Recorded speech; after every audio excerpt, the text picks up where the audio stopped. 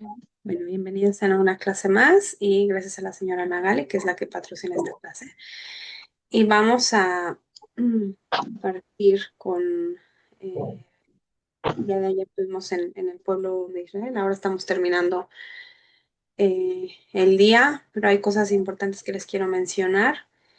Y también siguiendo con la vez pasada hablamos acerca del tema del conteo, ¿se acuerdan? Y hablamos acerca del conteo del Homer y del proceso. Eh, en nuestras clases, bueno, mencionamos mucho acerca del tema de que el proceso es una cuestión que es inherente al ser humano. O sea, tenemos dos maneras de vivir la vida. Una es hacerlo de manera automática y superficial, y entonces, bueno, habrá personas que nunca se preguntan acerca de a qué vinieron a este mundo, más allá de las cuestiones mediatas y materiales. Lamentablemente, mucha gente que está en esa sintonía y en esa dinámica. Y la pregunta si cuando una persona de repente se topa con cierto malestar interno, con cierta pregunta, cierto deseo, el modelo que tenemos, y digamos el primero que nos muestra la Torá, que se hace esa pregunta, fue Abraham Avinu, ¿sí? Que él de repente dice como, tiene que haber aquí un sentido más y entonces esa búsqueda, esas preguntas es lo que lo lleva a empezar a comunicarse con Hashem, a reconocer que hay un solo creador. Y entonces, evidentemente en su época fue algo muy contrastante porque en ese momento toda la gente era idólatra y de repente fue como uno que se destacó y podemos entender por qué justamente entonces eso le llevó a ser profeta, o sea, eso le llevó a construir ese vínculo que Akash Baruj Hu a su vez eh, lo, lo eligiera, ¿sí? Y quisiera comunicarse con él, porque bueno, justamente él estaba él buscó primero, ¿no? Abraham vino, busca primero a Hashem y entonces Hashem se conecta y le contesta, como quien dice. Y entonces digo, en su época fue muy contrastante porque era, bueno, era Moshe, perdón, Abraham vino y el resto de la civilización. Y el contraste que podemos ver hoy es que, bueno, hay mucha gente que también está buscando, se hace esas mismas preguntas. No llegamos al nivel de profecía porque, bueno, hoy en día no existe. Los sabios nos explican por qué. Y la razón es que en cierto momento los sabios rezan para que Hashem disminuya el yetzer, ¿sí? De la idolatría. Y justamente hace una semana creo que es que lo hablábamos, eh, bueno, no me acuerdo si fue en esta clase o en la otra que tenemos, si es que alguna de ustedes está, pero hablamos acerca de que el Yetzer Hará, hay un texto que nos dicen los sabios, Tov Meod Yetzer Hará, el Yetzer Hará es muy bueno, ¿sí? Y que es una frase que podría llegar a confundirnos y que obviamente es profunda, tiene explicación, pero aquí lo importante es entender que el, el mismo Yetzer, el mismo deseo de idolatría, encaminado hacia lo no bueno, ¿sí? Es el mismo Yetzer del servicio divino encaminado hacia lo bueno. O sea, en ambos polos, el deseo es la conexión con lo profundo, con el creador, con la espiritualidad. Y en este caso, en el caso de la idolatría, era un deseo tan ardiente, tan potente de búsqueda espiritual, mal encaminado, ¿sí? Y entonces los sabios rezan y le dicen a Shem, o sea, bájale un poquito a ese yetzer, y el resultado es que también el nivel de profecía, o sea, queda, ya no es asequible, ¿sí? Ya no está disponible. ¿Por qué? Porque Hashem baja ese yetzer. Entonces, por un lado, vemos que sí, la idolatría eh, ha disminuido en el mundo. No que ya no exista, ¿eh? pero ya no existe al nivel de cuando los griegos y los fenicios y todo, imagínense todas las civilizaciones, los aztecas, todas las civilizaciones antiguas que tenían una serie de deidades y de prácticas religiosas, y que hoy en día que sigue existiendo, porque tenemos prácticas, está el budismo, está el cristianismo con todas sus corrientes y todas sus formas, está el islam, pero ese nivel de idolatría, ¿sí? Que existía antes, de que había muchas deidades y que la gente servía a esas deidades de muchas maneras que eran incorrectas, hasta el punto que la gente llegaba a sacrificar a sus hijos. El típico ejemplo es Moloch, pero había muchas otras prácticas, ¿sí? Donde se hacía ese tipo de sacrificios humanos. Y entonces tiene sentido el decir, bueno, hoy en día, eh, así como no podemos llegar a la profecía, tampoco podemos llegar a ese nivel tan alto de tuma y de servicio inadecuado, perdido. Pero lo que sí tenemos, no entendí la pregunta, Febe, ¿a qué se refiere con que es un inspector? Si quiere aclararlo, con gusto, antes de que siga yo avanzando, que supongo que tiene que ver con algo que dijimos ahora. Está hablando del Yesser Jara. Ujú. Él, me, o sea, Que si me fuese un refería a él inspector. No, no es un como un inspector, inspector. sino es un deseo. Es un deseo muy, muy ferviente que si lo encaminamos hacia un lado, entonces decíamos puede resultar una cosa, y si lo encaminamos hacia el otro lado, resulta otra cosa, ¿no? El Yetzer en sí es un deseo muy grande. Como por ejemplo, alguien que tiene un Yetzer muy elevado ahora pusimos el ejemplo del servicio divino, pero pensemos una persona que tiene un Yetzer de algo creativo, ¿sí? Tiene un deseo de algo creativo. Entonces, gente que se la pasa inventando cosas, como se puede inventar cosas buenas, ¿sí? Creativamente, también se puede llegar a inventar cosas destructivas y malas, ¿no?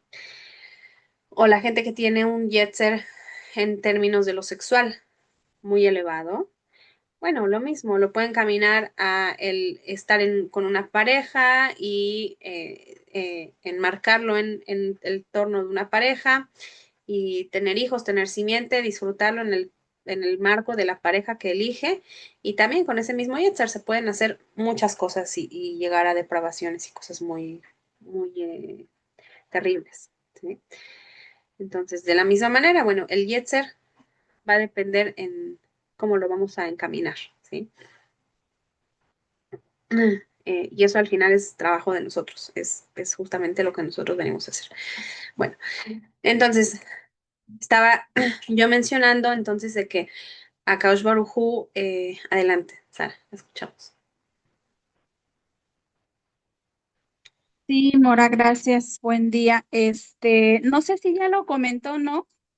De que normalmente en las religiones se cree que es una fuerza externa a Dios, pero en realidad no es así, porque pues el Eterno puso esta inclinación en nosotros para vencerla, ¿no? Esa es parte de nuestra tarea en este mundo. Y no es de que hay una fuerza aparte de Dios, porque si no ahí estaríamos creyendo en la idolatría, ¿no?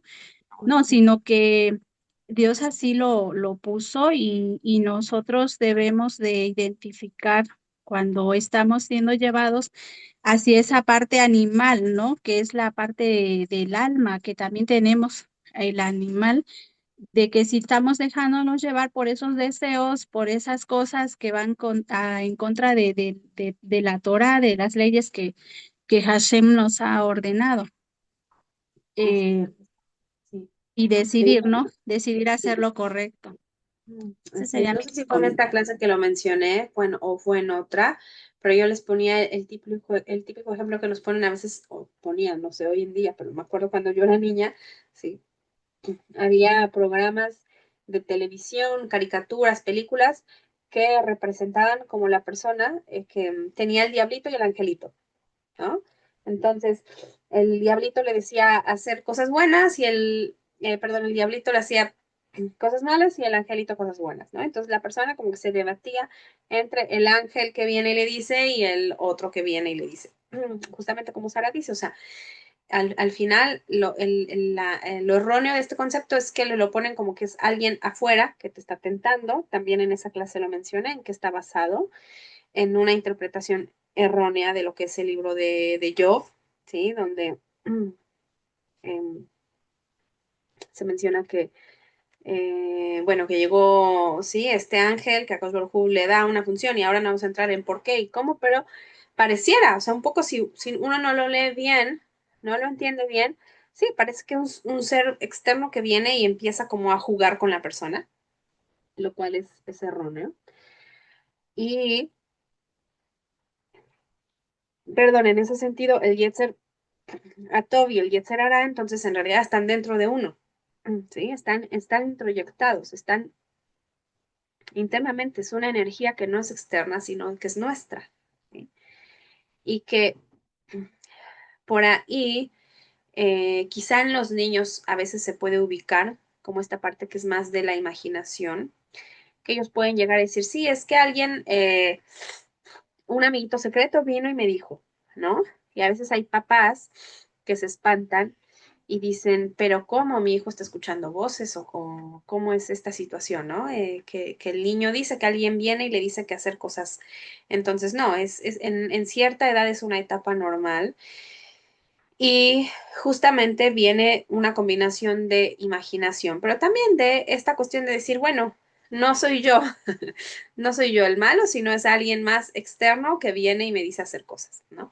Entonces, al final la idea es no, y parte del trabajo es aceptar que así como hoy en día, por ejemplo, en la psicología, se habla mucho acerca de los pensamientos, en la psicología de corte cognitivo-conductual, se habla mucho acerca del tema de los pensamientos intrusivos, ¿sí?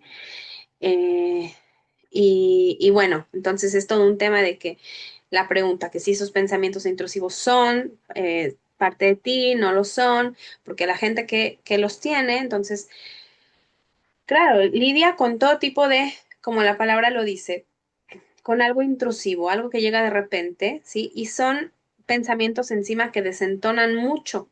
O sea, que este pensamiento viene y le dice a la persona, cosas muy negativas y también a veces a nivel de, o sea, ideas que son muy fuertes y que son aparentemente muy contrastantes con lo que la persona conscientemente piensa o cómo se maneja, ¿sí? Entonces, justamente la idea es, bueno, sí, ese pensamiento en realidad no es algo externo, o sea, eres tú quien lo está creando, ¿no? Eh, y es un proceso, pues, de trabajarlo y para que eso disminuya y obviamente la manera, por lo menos terapéutica con la que yo trabajo, no es, la vía no es, no los pienses, porque bueno, por algo se llaman automáticos, pero sí que hay algo que se puede hacer y que finalmente lo que la persona puede entender es, sí, eso, esos pensamientos al final son tuyos, ¿no? Que esa es la diferencia con la psicosis, por ejemplo, que en la psicosis, que estamos hablando de otro esquema completamente, hay quienes en la psicología le llaman enfermedad, no importa ahora la definición que le demos, pero justamente la diferencia es que para una persona que tiene psicosis, esquizofrenia, entonces ese pensamiento lo va a poner afuera, ¿sí? Entonces esa gente escucha una voz que les dice, ve y haz y cosas también terribles, ¿sí? De mata o ve y haz cosas, porque justamente ellos tienen una, que se llama una disociación, o sea, están como partidos y entonces una decisión, perdón, y esa decisión es como no soy yo, es alguien más que me lo está diciendo, aunque son ellos, ¿no? Pero ellos justamente no tienen la capacidad de comprender que no es alguien más quien les está hablando, sino que son ellos mismos. Pero solamente como para entender que hay, a veces, hay momentos, ¿por qué les menciono todo esto? Porque hay situaciones donde es algo temporal de la etapa de desarrollo, que en los niños a veces sí, ellos pueden decir, alguien me dice, y puede ser algo normal. Y hay situaciones donde ya es una cuestión patológica, donde la persona justamente se desciende y tiene otra estructura y realmente ahí es como que no puede procesar que él está teniendo sus pensamientos y entonces los coloca fuera de él, ¿no? Un poco para dar un panorama. Pero, y la explicación religiosa que decíamos, que desde la religión también hay quien dice, no, no eres tú, es alguien malo que viene y te tienta. Pero aquí lo importante es reconocer y decir, no, no es alguien externo, eres tú, son tus deseos y justamente a eso veniste a trabajar, ¿no? Adelante, Elba, la escuchamos.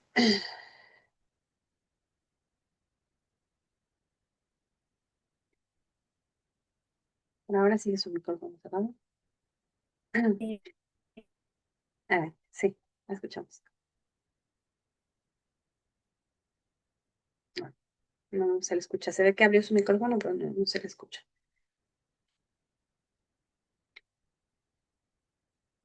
O alguien más lo escuche y quizás solo soy yo la que no la puede escuchar. Creo que no se escucha. Mm.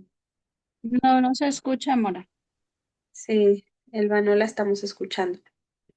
No sé si es un problema porque parece que abrió su micrófono justamente, pero no, no la logramos escuchar. A ver, ahí Ahí sí, ahí sí.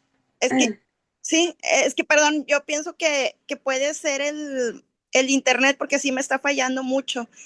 Ahora la Bueno, escuchamos. nada más así rapidito para comentarle eso que usted menciona. Hubo un caso aquí en Monterrey de una persona, ahora que se da mucho los casos de feminicidio, que la persona decía, supuestamente lo tienen como una persona normal, entre comillas, sin alguna afectación psicológica, psiquiátrica, y mencionaba que él oyó una voz precisamente donde él ya se desconectó de él sí mismo y ahorcó a la señora, o sea, Dios nos proteja de todo eso. Entonces, ese dio mucho caso muy mencionado porque sí está resonante de que en sí, qué es lo que está pasando. Y ahorita que usted menciona que ya no hay tanta idolatría, a mi parecer, no sé, ¿verdad? Los sabios de Israel son los expertos y los mejor. Pienso que sí persiste la idolatría, sí persiste todo eso que la gente en su, como dicen ustedes, tumba, toda esa maldad, sí está aumentando. Porque ya la ciencia está, no, actualmente aquí en México, voy a hablarlo así, y en mi ciudad, los científicos, ellos se basan nada más a lo que ellos creen y consideran. A la espiritualidad jamás le van a dar apertura como en otros países muy avanzados, que inclusive aceptan a gente que le llaman, no sé si sea erróneamente psíquicos, ¿no? Pero sí, o videntes. No sé también con qué fundamento los acepten o los perciban, porque creo que desde Londres se viene mencionando esas figuras para apoyo junto con la ahora sí, la criminalística, ¿no? En este caso, en cuanto a los sucesos así de asesinatos. Entonces, sí es un tema así que está bien interesante, Mora, y todo lo que usted dice es verdad. La psicología cuenta mucho y yo creo que para estos tiempos es necesario aprender mucho y tener muy buenas asesorías como gente como usted, gente bien preparada, porque la verdad esto se va a disparar. Yo ya lo estoy observando y muy buen tema para este momento. Le agradezco mucho y era mi aportación, ¿verdad? Que ya se dio el caso aquí en Monterrey y es de hace meses, o sea, no le puedo decir que fue hace un año, dos, no, fue hace meses, fue creo que en noviembre, en diciembre del 2025 que se disparó esa situación y la verdad fue un alarmante para todos de decir, bueno, entonces, ¿qué fue lo que ocasionó que esta persona? Muchos dicen que las drogas. Entonces hay un montón de causas externas, ¿no? Pero pues usted es la experta pues ojalá y la aportación sirva para ampliar este tema. Muchas gracias, Mora, y bendiciones a todas. Gracias, bendiciones. Bueno, entonces solo para contestar un poco esto que plantea Elba, eh, quizá les habrá tocado a todas escuchar una situación donde justamente de este, eh, de este ámbito, ¿sí? Algún tema de asesinato y entonces que a veces el veredicto, bueno, primero que le hacen una revisión psiquiátrica a la persona, evaluación psiquiátrica, seguramente que lo habrán escuchado, lo han leído en alguna noticia, ¿no? Y que terminan determinando, bueno, sí, tenía una afectación psiquiátrica o no, justamente por esto, porque no es un caso aislado el que la señora Elba nos cuenta, sino que es algo que tanto en la jurisprudencia es tomado en cuenta, o sea, cuando se evalúa a una persona y se dan cuenta que justamente lo que les digo, que la persona realmente no es, o sea, no es algo además que la persona puede inventar, ¿sí? O sea, decir, ah, si es que vino alguien y me empezó a hablar. No, o sea, una persona que está bajo ese, eh, bajo, bajo esa lógica, vamos a llamarlo así, que tiene esa, a ver, en nivel de psicoanálisis se le llama estructura. Entonces, una persona normativa que, como todas, que tenemos un poco de locura, ¿sí? En psicoanálisis a eso se le llama neurosis, pero la estructura psicótica, justamente decíamos que hay un tema de la conexión con la realidad, y entonces en esas evaluaciones lo que hacen es justamente determinar si esta persona está inventando que alguien le habló o realmente que la persona está, se le llama tomada por un personaje, ¿sí? Y que de esta manera, pues la persona realmente escucha voces y que parte del delirio que tiene, a veces son persecutorios, a veces son delirios justamente de grandeza o de ir y hacer daño a alguien más, pero a nivel de la ley se toma en cuenta que si realmente la persona lo hizo bajo influencia de esta, eh, también se le suele llamar brote psicótico, ¿sí? Es como esa escena donde se le da y se le desarrolla el delirio, donde le dicen, no en todos los delirios son de atacar y de matar, entonces psicosis tampoco es sinónimo, mucho ojo, ¿eh? Psicosis tampoco es sinónimo de que la persona sea peligrosa. Yo durante 2 años trabajé en una clínica psiquiátrica y bueno, sí, las personas tenían delirios, pero de todo tipo, hay mucho tipo de delirios, ¿sale? Y también inclusive personas que llegan a tener delirios de que les dicen, mira, haz o ataca, no siempre lo llevan a cabo. Pero entonces sí, se suele dar y se contempla a nivel de ley y el veredicto es otro, vamos a llamarlo así. Entonces, eso es algo que se evalúa, que hay todo un equipo, tanto médico, psiquiátrico, psicólogos y también, obviamente, pues a nivel de ley, ¿no? Los jueces que determinan qué hacen con toda esa información que reciben de la evaluación. Eso para la primera parte. Acerca de lo que usted decía, de que usted piensa que sí hay nivel de idolatría, o sea, obviamente no estoy diciendo que no lo haya, sí que lo hay, con otros matices, con otras cosas. Lo mismo que también vemos y quizá también es interesante, ¿no? Así como hoy en día está aumentando el deseo de la gente de la búsqueda del creador, ¿sí? Y vemos que el movimiento no ágida está creciendo mucho, de gente que está dejando la idolatría con todos los matices que tenía de cristianismo y esto, y están buscando solamente el monoteísmo. Pues de la misma manera, vemos que sí, hay otras prácticas que también están aumentando, ¿no? Como me hace pensar, digo, no sé mucho del tema, pero sé que por lo menos en Latinoamérica está aumentando lo que es la santería, por ejemplo, que está implicada con hacer ritos, ¿sí? Entonces es algo subido de tono, no solamente es una creencia, sino es algo que en la práctica se lleva a ritos y que son, pues sí, cosas muy delicadas. Entonces sí, la idolatría existe y es algo que hay que combatir, pero al nivel, sí, que repito, que la gente sacrificaba a sus hijos y que la gente estaba dispuesta a ir a guerras también por una cuestión de emuná, de pensamiento, de religión,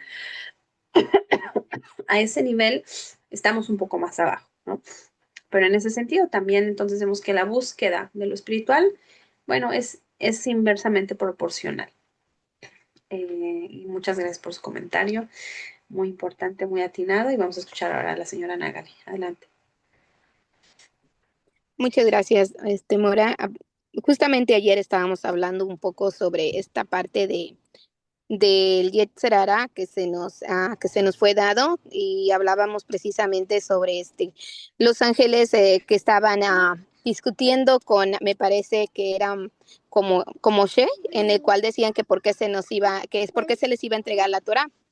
Y entonces fue cuando ahí empezaron las preguntas de que si tenían, ellos podían decidir. Pues no, ¿verdad? Ellos son como robots, no toman decisiones, más en cambio nosotros que tenemos esa oportunidad de tomar esa decisión y obviamente de trabajar nuestra parte, porque siempre el impulso a veces nos va a ganar, porque es más, como estamos en materia, ¿no? Así lo veo yo, nosotros somos materia.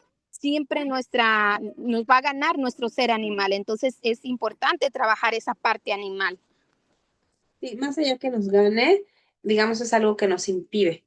O sea, en ese caso, pensémoslo así, la Neshama, ¿sí? El alma tiene ese deseo de buscar lo espiritual, de buscar al Creador.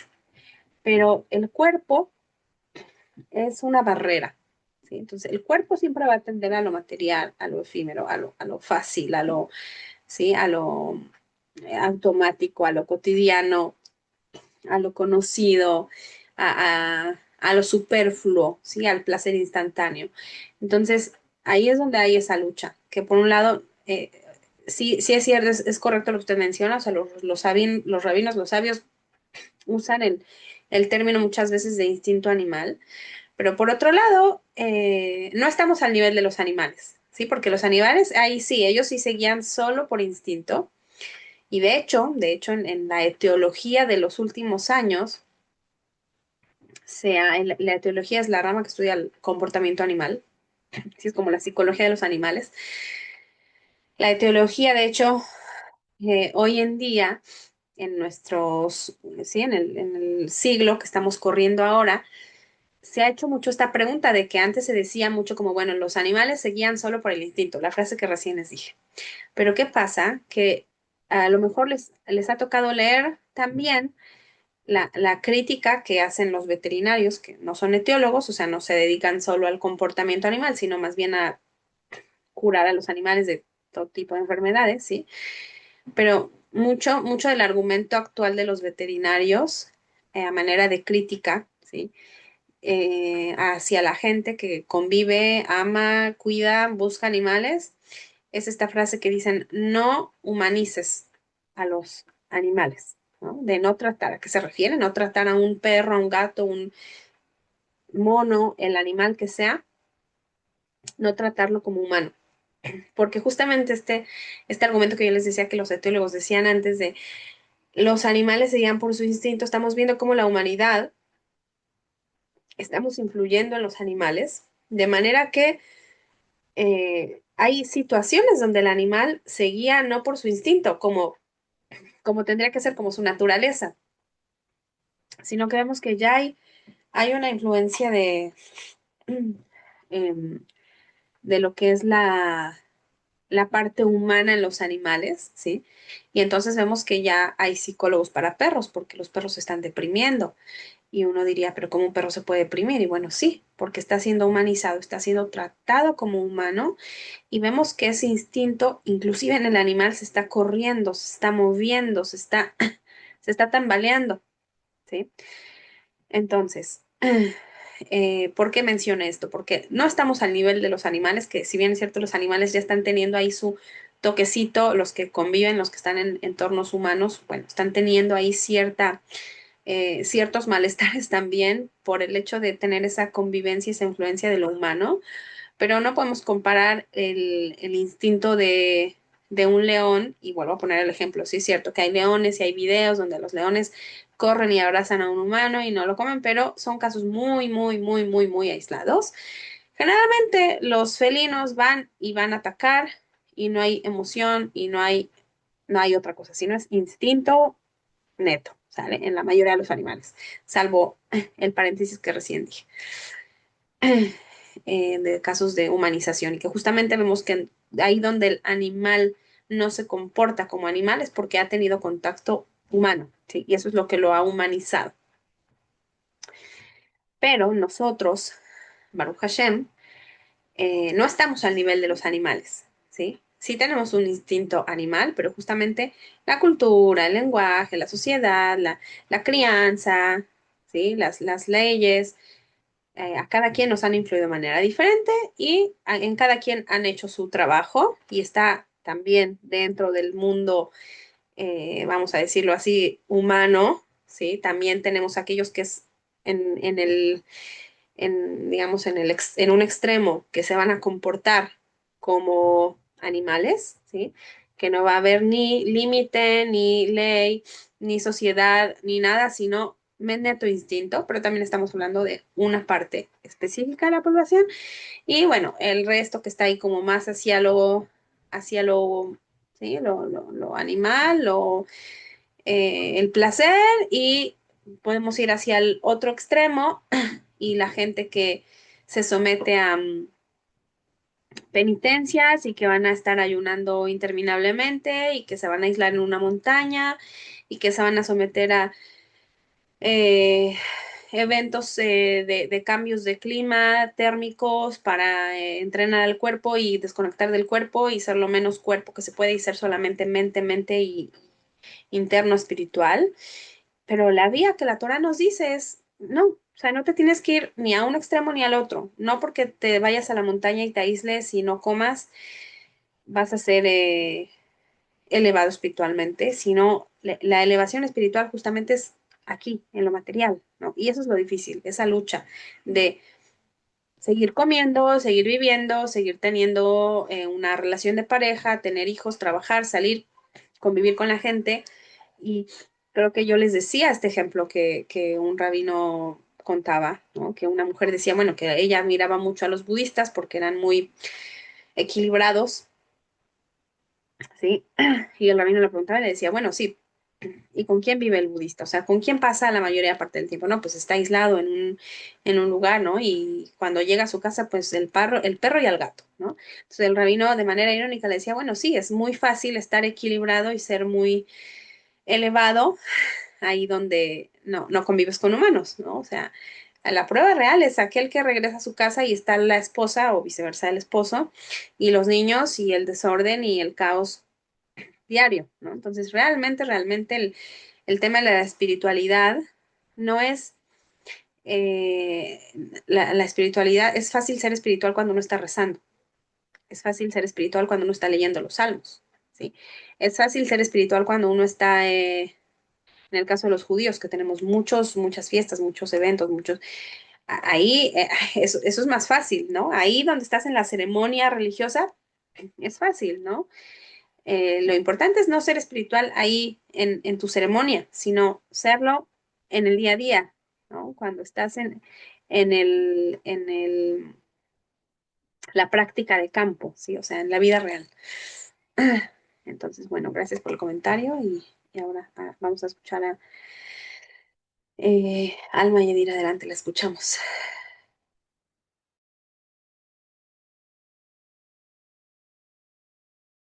Buenos días, Rabanete, a todas. Una Claro. disculpa que no estaba activa porque estoy cuidando de mis suegros. Ya me faltan 2 semanas. Gracias a Shen.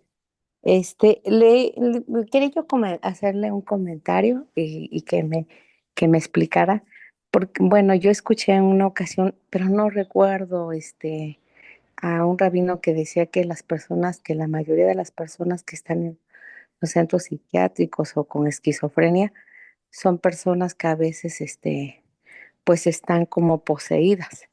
Y pues no sé, yo me quedé así, pensando, ¿no? Porque decía que las personas cuando tienen depresión o con enfermedades mentales, pues nos falta emuná y a veces se da por la depresión y a veces, nos llega como a desconectar de sí mismo y eso le quería yo ¿De quién hacer una de qué pregunta. comentario? Perdón. El rabino Shalom Arus en su libro del Jardín de la Fe, pero del otro rabino que decía que estaban poseídas, no recuerdo, Mora, para no decir cosas que no están, pero sí recuerdo que así lo comento, que muchas veces así pasa. Y yo dije, pero pues me quedé pensando, pero no recuerdo porque no puedo decir algo que no recuerdo. Sí. Habría que ver realmente bien cómo está escrito, cuál es el término que usa, porque poseída, la Gracias, palabra Mora. poseída me Rabanito. suena raro, me suena que quizá no era el término y que sí, que entonces se refería a otra cosa, eh, porque, eh, bueno, a ver, el hecho de que pensar que una persona con alguna enfermedad mental está poseída no es algo nuevo, es algo que se pensó durante siglos y que mucha gente fue torturada, quemada y tratada justamente como poseída eh, a lo largo sí, en la época, por ejemplo, de la Edad Media y cuando la Inquisición. Entonces no es algo, digamos, nuevo, ¿no? Hay todo un seguimiento, un par de libros que se llama La historia de la locura a través de los tiempos y es muy interesante justamente ver todo ese recorrido y ese acercamiento que se le ha dado.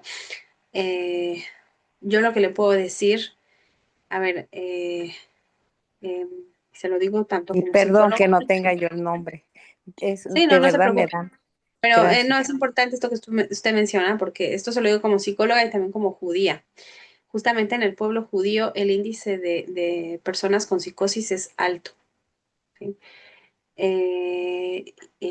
Entonces, yo respeto mucho a los rabinos que dicen, bueno, que hay una relación entre la enfermedad mental y que quizá haya algo espiritual.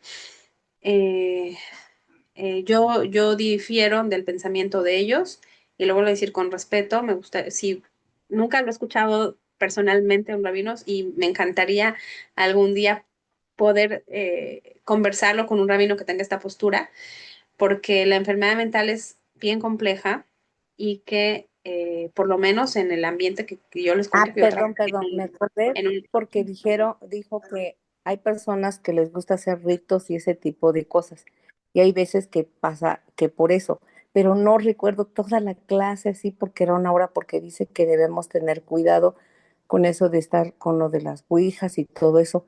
Y yo creo que por eso se refería a eso, no específicamente quizá todas las casos, personas, que claro, no exacto, recuerdo.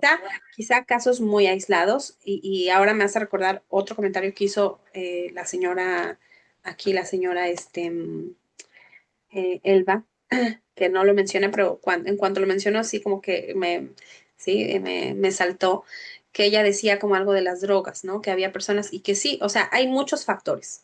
Ciertamente hay personas que ya tienen lo que se le llama, tienen factores de riesgo, ¿sí? Como hay personas que tienen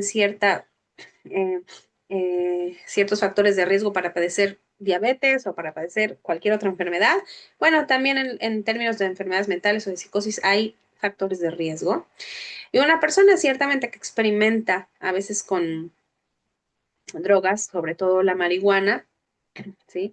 El peyote, me parece, y todas estas que son justamente drogas que llevan a ciertos eventos alucinógenos, hay ciertamente casos donde personas que usaban este tipo de estupefacientes de manera continua, y hay una frase, es fea, pero coloquialmente así le dicen, ¿no? Y en términos prácticos es correcta, como que dicen que la persona se quedó en el viaje, ¿sí? O sea, ciertamente parte de la gente que padece psicosis utilizó este tipo ¿sí? de estupefacientes y terminó quedando ya, o sea, en esa otra, eh, eh, vamos a llamarlo así, como en otra dimensión, ¿sí? Ya se quedaron porque una vez que la persona entra en la psicosis, no hay manera de volver, ya, la persona puede llegar a ser muy, muy funcional, pero su estructura ya va a ser psicótica. Pero es muy amplio, o sea, solo de los casos con los que yo personalmente traté, yo les puedo decir, o sea, no es un tema de Muna, es un tema es muy complejo y de muchas cosas. Eh, y también, como ahora la parte que usted ponía, que hay personas que han experimentado con cosas del orden de lo espiritual, cosas oscuras, si lo queremos llamar así, y que eso también pues puede llegar a la persona a trastornarse, ¿no? Porque es justamente contactar con una dimensión con la que no estamos en contacto. Eh, y entonces abrir como escuchar algo, percibir algo que no habría que percibir, entonces la persona ahí es donde se trastorna. Pero también es una poca cantidad. Hay muchas otras cosas que están en juego. Y bueno, eso es lo que podría yo aportar en torno a eso. Pero volviendo al tema y para los Perdón, Davanir, que no me sé no, no se explicar a preocupe. veces, no No, sé no, no, no cómo se preocupe. entablarlo, Es pero importante lo que usted dijo. Es importante porque justamente yo también lo he escuchado, no solamente de usted, sino que gente que sostiene y lamentablemente gente que se atreve a tratar si lo queremos ver así, a atender pacientes, a hacer todo tipo de terapias cuando no ha tenido una formación pues para ello, ¿no? Y lamentablemente también hay gente que se está colgando de la Torah para inventar todo tipo de terapias y se hacen llamar terapeutas y en nombre de la Torah. eh, y la verdad que a mí me parece una práctica bastante dudosa, personalmente se los digo, y por lo tanto, o sea, yo procuro mucho hacer esa diferencia, ¿no? Cuando yo enseño Torah, entonces enseño Torah, pero cuando doy terapia y son dos cosas que no se mezclan, así como cuando uno va al médico y le mandan a hacer una radiografía y le mandan medicamento y le mandan antibiótico, pues ese es el método. Y no importa la religión que tenga la persona, entonces, pero bueno, yo respeto eh, y, y esa es la opinión que les puedo decir. Eh, y que también se puede llevar a dar a malentendidos o que la gente diga, ah, bueno, es que en el judaísmo, me acuerdo también hace muchos años, conocí a una psicóloga que llegó de Brasil, doctora en psicología, ¿sí? O sea, era una mujer que por lo menos 10 años de universidad se había aventado y encima enseñaba, era catedrática en su país. Y entonces me acuerdo que ella me preguntó, ¿sí? En su momento, que si, que si en Israel se trataba, había otro método psicológico, que si en Israel se trataba la mente, las emociones desde otra perspectiva, o sea, como psicóloga le interesaba mucho, ¿no? El entender si había otra cosa o se aplicaba la psicología normal. Y entonces, bueno, yo le respondí lo que les estoy diciendo ahora, que no, que los psicólogos aquí usan el método que se usa en todo el mundo y que hay gente que eh, se autoriza en hacer prácticas de tratamientos emocionales en el nombre de la Torah, pero no es algo que está realmente fundamentado, ni hay ningún rabino que haya realmente escrito algo y hecho un método o abierto una escuela, o sea, no existe, ¿sí? Em, pero bueno, entonces ya, pasamos al tema que quería yo un poco continuar y que estaba yo planteando acerca de que entonces cuando tenemos el, el estudio de la Torah, ¿sí? Y que cuando bueno, hay esa transmisión que los jajamim nos han dado hasta ahora, y que en la Torah, cuando es entregada en el monte Sinai, hay todo este conteo, ¿sí? Que nosotros vamos esperando, nos vamos acercando, vamos en esta expectativa, en esta búsqueda. em, y yo les estaba hablando antes, al inicio de la clase, que en, en, en esta búsqueda del ser humano, en cada época, mencionamos algunas épocas y que cada persona, bueno, buscaba su manera de encontrarlo, de conectarlo, que tenemos a Abraham Avinu, que logró formar ese vínculo, que Akadosh Baruj Hu se comunica con él, y entonces ahí empieza esa cadenita, ¿no? Empieza esa cadenita de transmisión justamente que, que Hashem abre como esa puerta. Primero es Abraham y bueno, después le dice, bueno, si tu familia va a ser elegida, ¿no? Y ahí es donde empieza esta cuestión de, sí, ese linaje importante.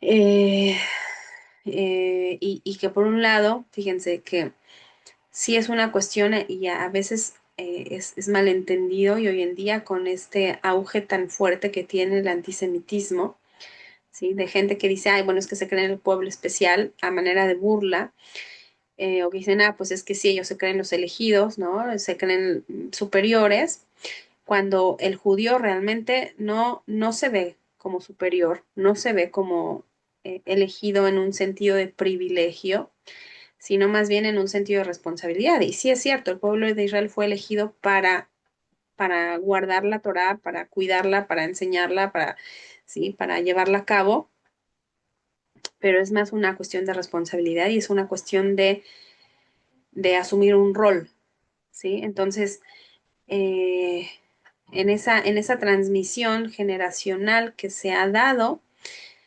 es algo que, pues que simplemente es como ser el guardián de algo, ¿no? El pueblo judío en este caso, bueno, somos los guardianes de la Torá y los responsables de cuidarla, pero no en un sentido de, sí, es un privilegio, o sea, sí es un privilegio, pero es también, hay una frase que a lo mejor hayan escuchado, ¿sí?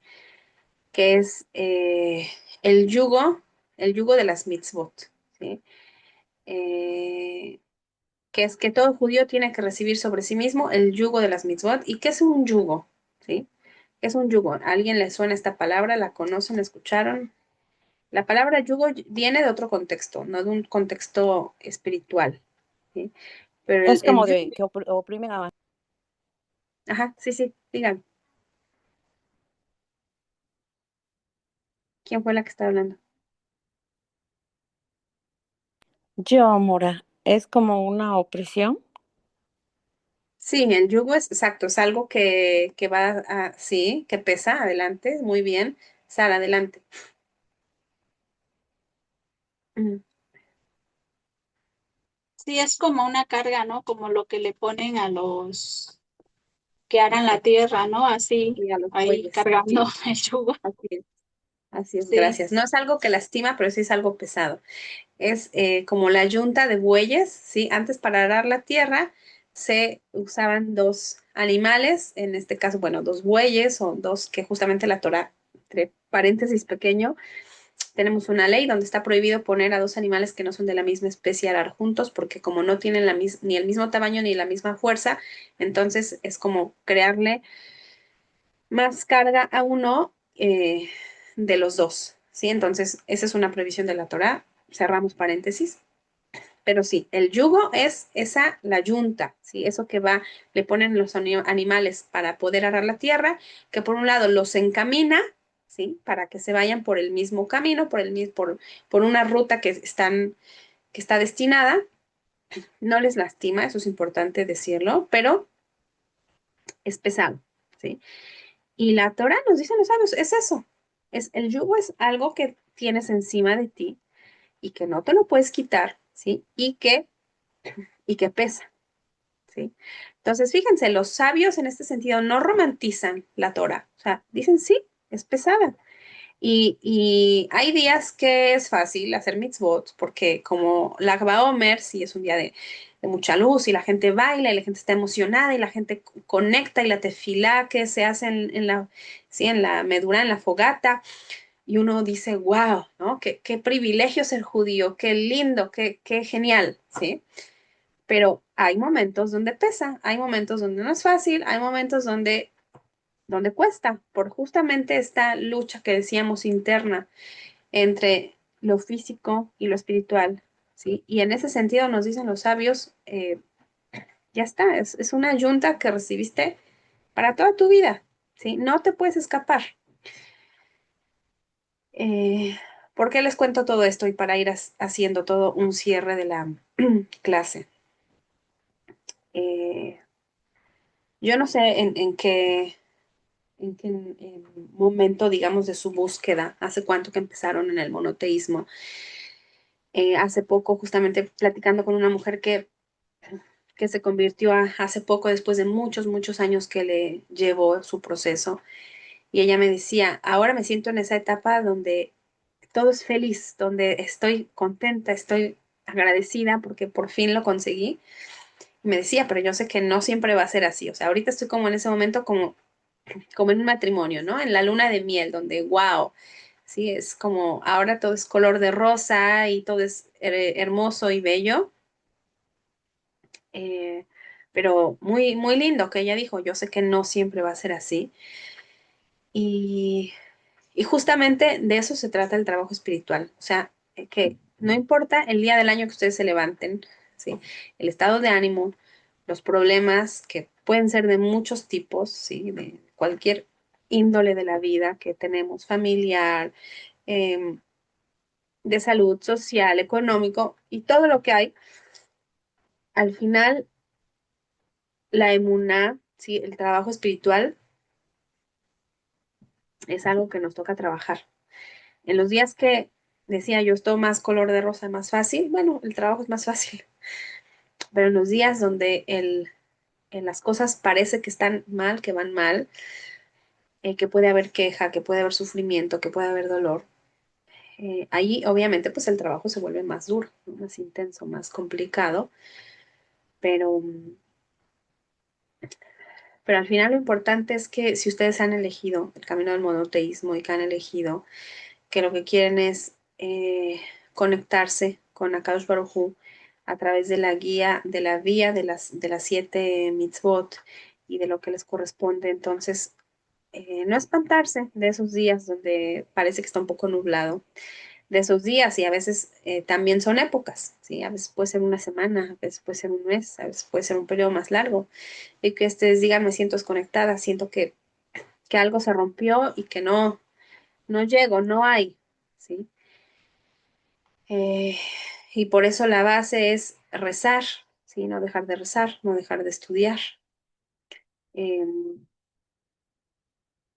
Y el rezo, el estudio y bueno, la práctica en lo que a ustedes les corresponde es lo que finalmente permite que se siga, que se abra ese canal de conexión.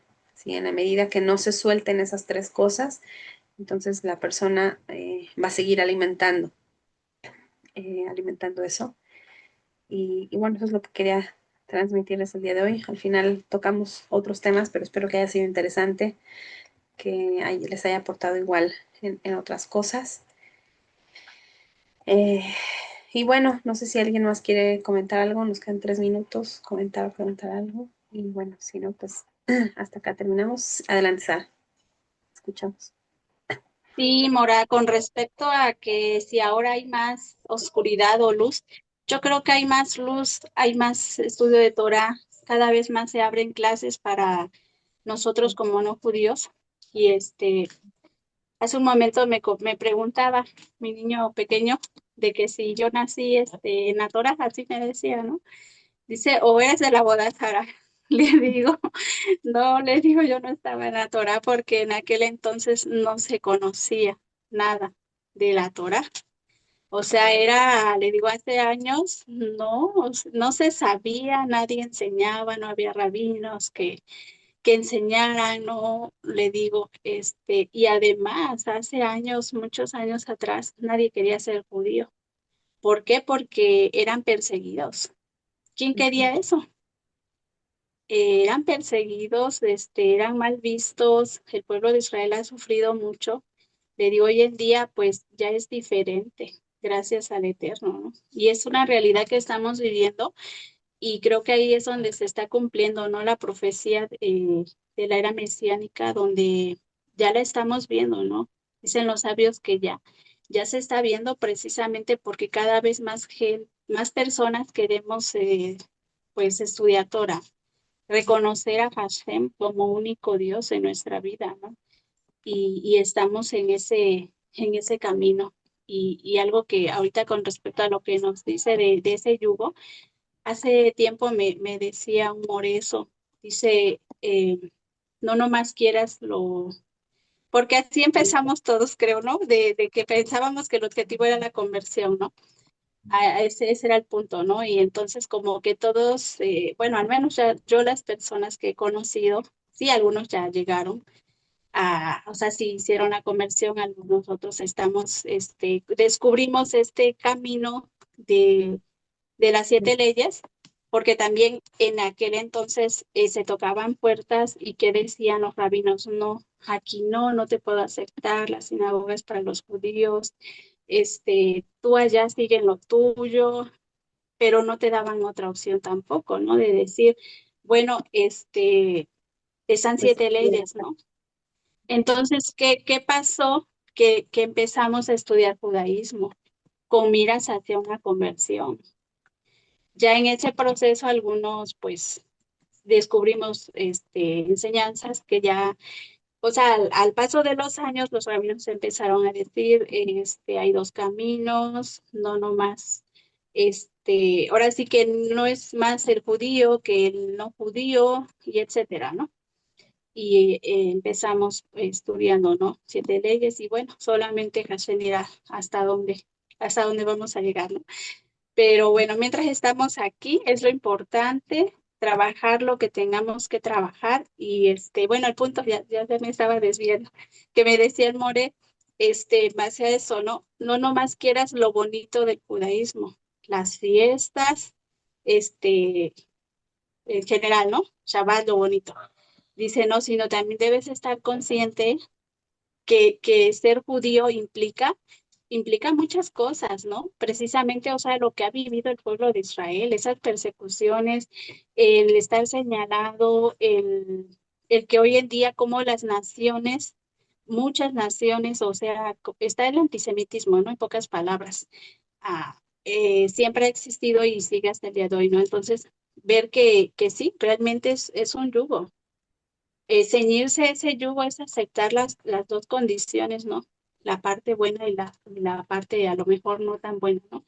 Pero que sabemos que sí, efectivamente hay una gran responsabilidad del pueblo de Israel, dice, de enseñar a las naciones sus leyes. Y creo que la están cumpliendo, ¿no? Se está cumpliendo esto y bueno, gracias a Hashem y aquí estamos a- adelante. Ahora sí que hasta donde tengamos que llegar o estar, pero hacerlo desde la postura que estemos ahorita, ¿no? Bueno, gracias. Gracias, Sara. Gracias por la aportación y bueno, sí, Baruch Hashem, que hay esa transmisión y que así siga y que también ustedes son parte de eso, ¿no? Ese proceso de eso lindo que se está abriendo. Así que bueno, bendiciones para todas, les deseo que tengan una hermosa tarde, eh, hermosa semana, los días que quedan y bueno, Besrat Hashem, nos encontramos la siguiente semana. ¿Sí? Todo lo mejor para todas, bendiciones.